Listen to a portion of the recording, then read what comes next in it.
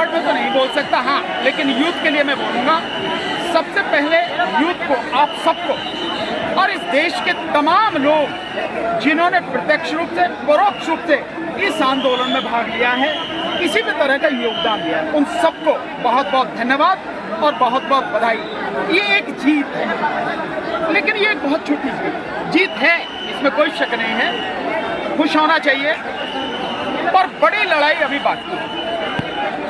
सो इस यूथ को भी बड़ी लड़ाई लड़नी है, अन्यथा ये जो लड़ाई है, ये जो जीत है ना, ये जीत कुछ ही समय में बिल्कुल महत्वहीन हो जाएगी, इसका कोई मतलब नहीं है। मेरा जो मानना है, और आप आने वाले समय में देखेंगे, एक शिक्षा मंत्री गया है, अब कोई भी शिक्षा मंत्री आएगा वो भी कचरे का ढेर ही होगा, कोई फर्क नहीं पड़ेगा कुछ भी, क्योंकि इनके हाथ में है नहीं कुछ भी। इस देश में जो भी कुछ है वो दो ही के हाथ में है, एक मोदी और दूसरा शाह। जब तक ये गंदगी सरकार में बैठी है तब तक कुछ भी अच्छा होने वाला नहीं। इस गंदगी को हटाना बहुत जरूरी है।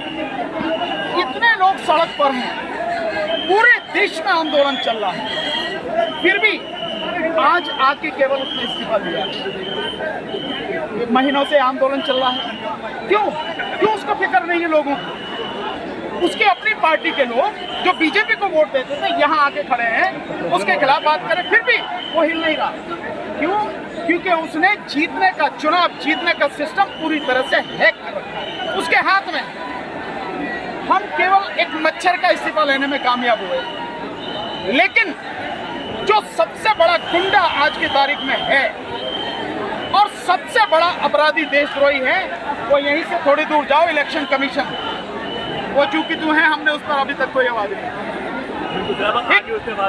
निश्चित रूप से यस, मैं आपसे सहमत हूँ।